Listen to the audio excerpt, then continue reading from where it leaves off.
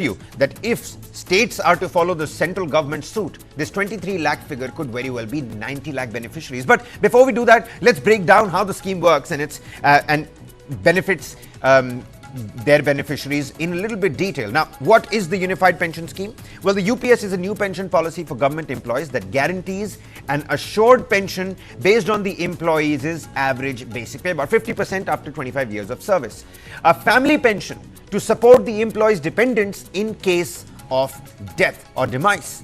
Then you also have a minimum pension to ensure no retired employee receives less than 10,000 rupees per month. Well, that's essentially the bare facts of this new unified pension scheme. Now, the opposition is, of course, criticizing, but before we delve into the politics, we have an expert who's joining us on the broadcast, Subhamoy Bhattacharjee, consulting editor, the Business Standard. A very warm welcome to you, sir, and many thanks for taking out the time and helping our viewers and me myself, young lads out there, try to understand what UPS, OPS is. Do private players really need to be bothered about this, and if they really need to what extent? But before we do that, sir, do stay on with us. Let's quickly listen in to Union Minister Ashwini Vaishnav as he unveiled this unified pension scheme in front of the country. What are its 10 most top points? Let the Union Minister have a say, then we'll decode it. और आज प्रधानमंत्री श्री नरेंद्र मोदी जी की अध्यक्षता में union cabinet ने unified pension scheme को approve किया है, इसको अनुमोदित किया है और ये स्कीम अभी आने वाले समय में लागू होगी। इस स्कीम के 5 पिलर्स हैं। सबसे इंपॉर्टेंट विषय था कर्मचारियों की तरफ से कि हमें अश्योर्ड अमाउंट एक चाहिए, जो बहुत लॉजिकल और वाजिब रिक्वायरमेंट था।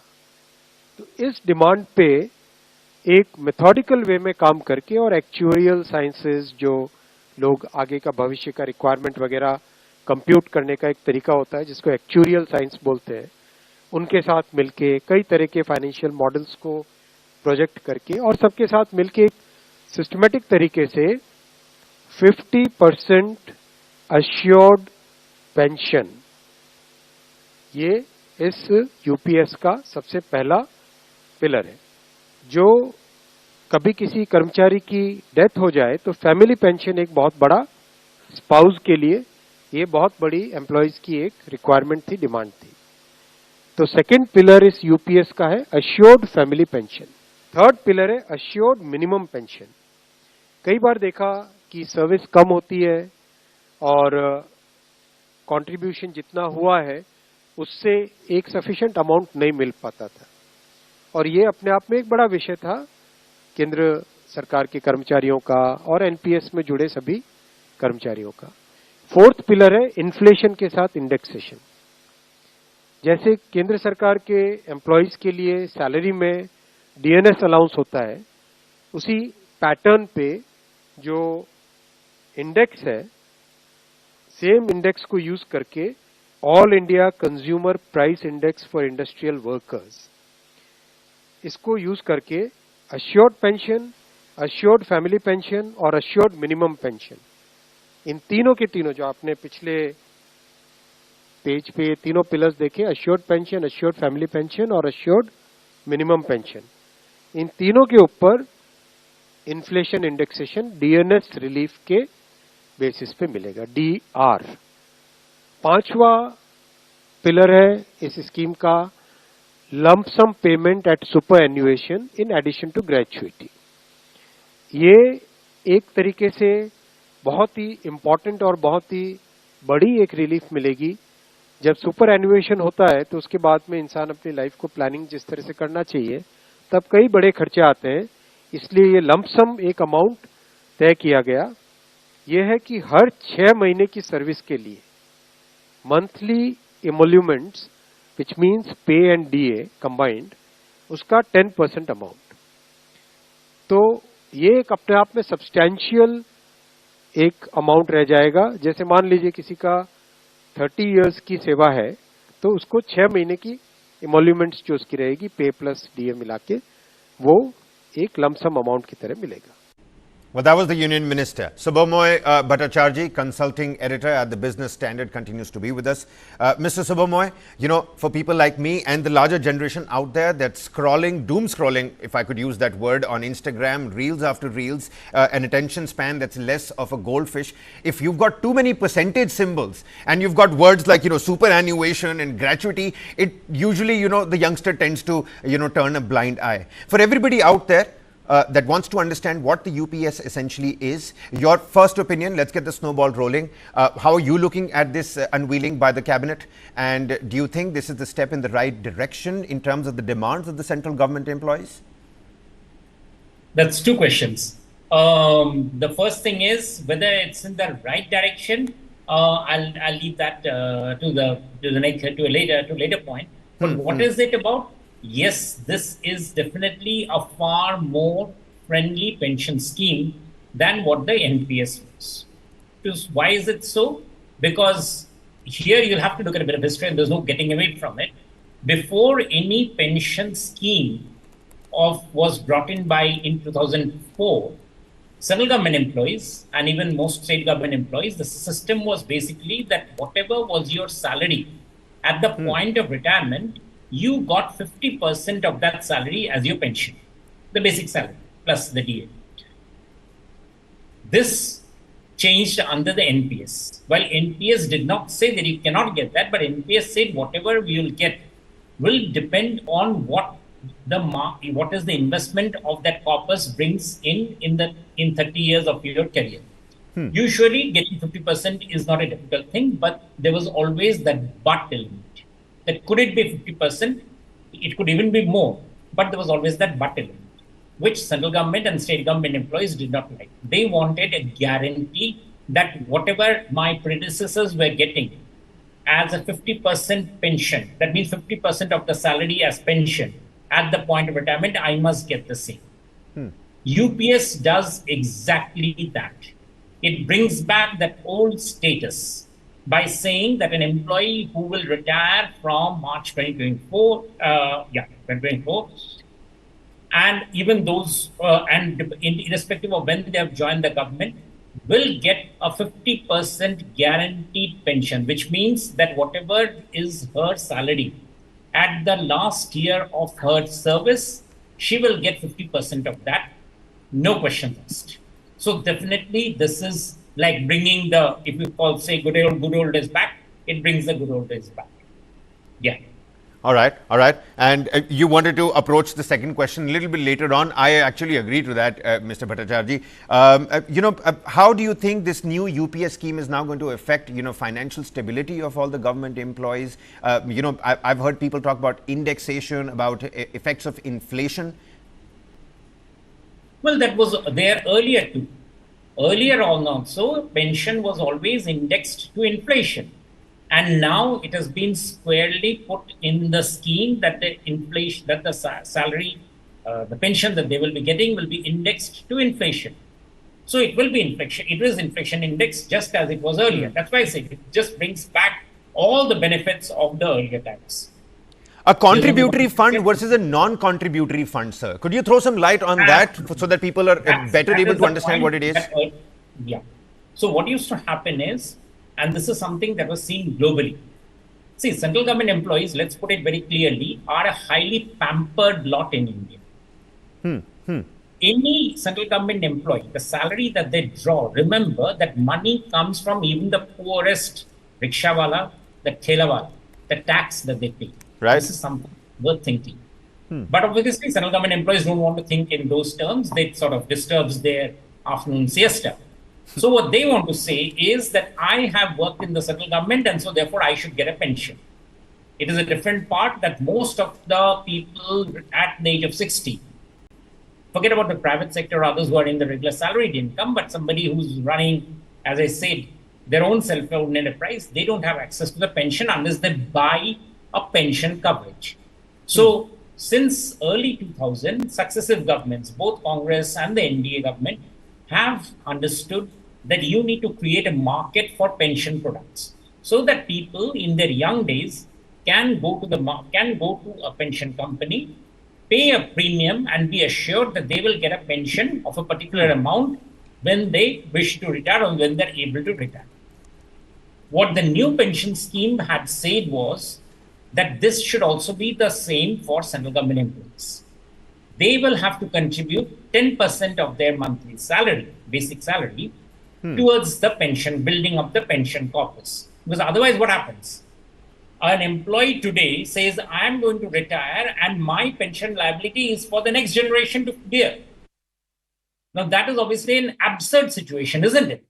That whoever comes later on has to pay for my pension. So the governments, and this was something which successive financial committees across the world had all said, that pension has to be funded. It cannot be an unfunded scheme. So therefore, 10% of the salary of the employee goes towards building up the pension scheme. That is the scheme from since 2004. So any employee who joined central government from 2004 got a pension based on two things. One was the 10% salary contribution that they made. Other was a corresponding 10% from the government.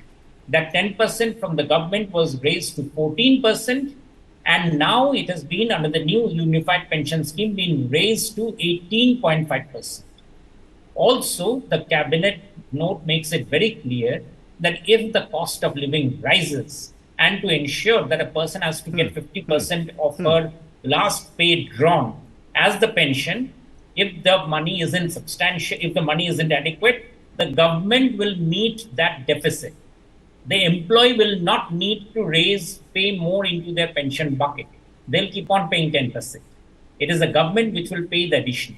As of now, on the basis of actuarial calculation, they have raised it to 18.5%, and they think that this is sufficient for going forward for the next couple of decades to ensure that the pension corpus remains fulfilled, which means that the next generation, youngsters today coming into the government or any other market, they will not have to bear the brunt, the cost of paying for the pension of their older generation. That is a very important caveat, and that is why it is called a funded pension scheme. It's a funded contributory pension scheme. It is not an unfunded scheme. Earlier generations of government employees from all of those who joined before 2004, they were having a picnic at the expense of everybody else. Their scheme, their pension was being funded by the rest of the economy. Obviously, that is unsustainable. Well, absolutely. A major burden to the exchequer. And like you pointed out, it goes a long way that all this money is being put in by the poorest of the rickshawala to the richest man in the country. 140 crore people, contributing to this. You've said that this is a friendlier approach. You've said that, we've got our government employees that are the pampered lot. Of course, there is pension politics that's also taking place. But would it be safe to say that there's no problem in this pension scheme? There is going to be no challenge that you see brimming up in the coming days? No, there's no challenge, because after all, this is exactly what the scheme was before 2004. That employees were getting 50% of their last pay drawn as the income that they will get. Today's newspapers carried a mistake. Some of the papers I saw, they said, suppose what happens if a person is promoted in the last year of their income, of the last year of their employment? Do they get the average of the revised pay or the earlier pay? Well, I think that comes because many people don't know the rules. The rules are very clear. The average is decided on the basis of the last pay. So even if the person has been promoted on the last day of their service, that salary will still be counted as the average. So it isn't as if the person will be getting an average based on their earlier pay and the last pay. It is the pay that they're drawing on the last day that becomes the average. The last 12 months. The last 12 months per se. No. So as I say, supposing somebody was earning, say, whatever X amount for 11 months of the year, and in the 12th month, the person gets promoted. The salary, the pension will be calculated on the basis of the 12th month, not the 11th month. The average will be paid on the basis of the full year, not on the basis of that 11 months you get a lower pay and the 12th month you get the higher pay. There have been some papers which have carried it simply because they're not aware of central government rules. It doesn't work that way. Well, appreciate you, rectifying what other, reputed dailies might have carried in the morning. Mr. Bhattacharjee, do stay on with us. My colleague, Karthik Malhotra, he earlier spoke to Subhash Garg, another prominent voice, on essentially gave him sort of an example to put forth in front of the viewers. What happens if somebody is earning 1 lakh? What happens to the 1 lakh rupee? Where does it go? How does the UPS now change things? Well, quickly listen in to this short conversation and we'll be back. Do stay on with us. Basic pay today, let us say, is 1 lakh, but you are getting about 45% or 50% DA. So your actual pay is about 1.5 lakhs. So today, under the OPS, the employee gets 50% of 1.5 lakhs, that is 75,000. But in the UPS, he'll get a pension of 50% of 1 lakh, which is 50,000. So it's not exactly the same. And okay. This difference will become more and more apparent as you move away from the years when the new pay commission has merged the DA into the basic pay. So if you are retiring in a year which is just the year in which the pay commission is merged, DA into the basic pay, there is no problem. You will probably get 50% of the basic pay and DA. Because that is the enhanced DA. But if you are closer to the year when the pay commission award has run out its time, let's say on the 10th year of the old pay commission reward, when the DA has reached to about, let us say, 70-80%, then your pension would be 50% of the basic, not of the 100 plus 80, which is the total amount on which the pension is calculated. So it is materially different, but it differs from case to case. It's not exactly the same. Well, Mr. Bhattacharjee, I'm sure you heard the man on our panel as well.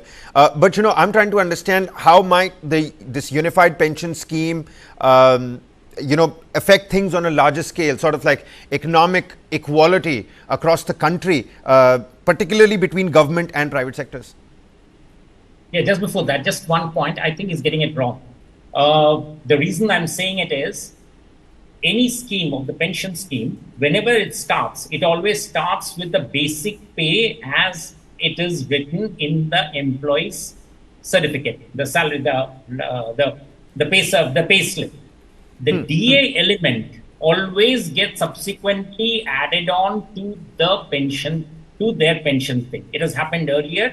It always happens. So to say that as of now, somebody's basic pay was 1,50,000 including DA, and then today if somebody is getting a pension of, is getting a salary of 1 lakh, the DA will not be added. That is actually something just simply because the official notification has come out, but he should have known, he knows, and I'm sure that as the government circulars go on, they add on that amount also as part of their salary. So there's no problem there. There's no question that the person will be drawing the same amount as he was doing in the earlier system. This is actually, I would say, creating a confusion where none exists. So it doesn't. So it's not. I would say this is not right. And also, if pay commissions, when they come along, or when DA gets merged with the salary, then obviously, depending on who's standing where, there are differences. But that differences are always there among any government employees at anywhere, and it's always happened throughout history. So nobody gets exactly the same pension as the another person, and it depends on their length of service, on the basis of which their pension is calculated. So I think trying to find out these minuscule differences actually is sort of trying to say that there's a problem when none exists. All right. So all right. Fair enough. I did want to ask about tax benefits also, but I think I'm going to rescind that question now. Tax benefit is something, again, tax benefit is something which was, since this has just come out, so obviously there's been no time to announce a tax benefit. So the tax benefits will be announced subsequently as the government goes soon to follow. The same way as NPS. So yeah. All right. At the same time, just wanted to ask you and understand, for the layman out there, you've got the assured pension, then you've got a minimum pension, and you also have family pension. Could you throw some light on, how the dependents are now going to be, getting the benefit of this UPS? Yeah. So whoever is the employee, supposing there's a pensioner and the pensioner dies. So what happens to their family? So the News Unified Pension Scheme says 60% of the pension of the employee immediately before his or her demise. That means the family keeps on getting the pension at the rate of 60% of what she or he was drawing before her death. So it's an assured family pension, and that continues. And typically, they've also written up of some early, right as of now, a minimum pension somebody could get is something like 9,000 rupees. This one has been raised, and they say no, it will be 10,000 rupees, irrespective of what the calculation comes. So if the pension is above 10,000, then whatever is the actual that will be given. But if it is lower than 10,000 per month, it will still be given at 10,000 rupees. Seems like a welcome step over here, sir. But, we also must throw some light on the politics that's ensuing here. Congress President Mallikarjun Kharge, he launched a fierce attack on the centre, stating that the U in the Unified Pension Scheme's UPS stands for U-turn. He added that the Congress party will continue to hold the government accountable and so on and so forth. We'll continue the code graphic play on the screens over here. But Mr. Bhattacharjee, take a look at what happened with the lateral entry with the UPSC positions. And now this, we earlier saw what happened with Agniveer as well. I mean, the opposition is gung-ho about it. They're saying, we're making this happen. We're making the central government take these U-turns. Now, would you constitute the UPS as a U-turn or an alternative? But is it something that has been pressurized by the opposition? The ball there. Unified Pension Scheme has been debated. The Somanathan committee, which went into it, was actually a response to the clamor that arose that NPS is not protecting the full interests of the central government employees. And now that the government has approved it, so I mean that's a fair comment by the Congress party, and I would say that is definitely there. The lateral entry rollback, the fact that the government has gone in for the Unified Pension Scheme, which is a contributory scheme, but yet the fact that it gives a guarantee, the very fact that there's a guarantee will actually now seep into many other central government schemes, where people will say that fine, fair enough, but like I also want a guarantee that there will be this particular amount of return.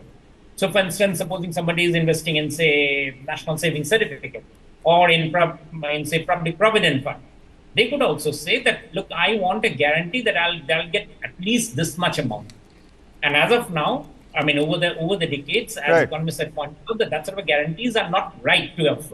But now that the government has given for central government employees, it is, I mean, that's a fair thing that you're raising. Right. It's quite possible they might do it for other things also. Yeah. Okay, then I think we'll leave it there. Mr. Bhattacharjee, it was very nice talking to you.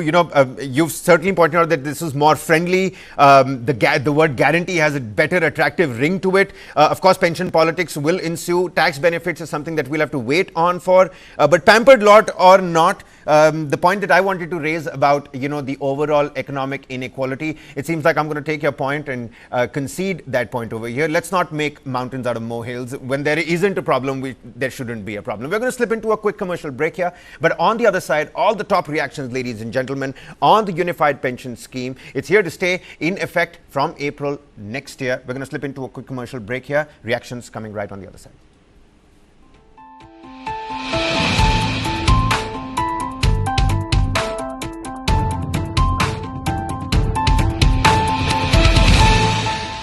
Have not quite lived up to their pre-tournament billing, delivering a series of less than convincing performances.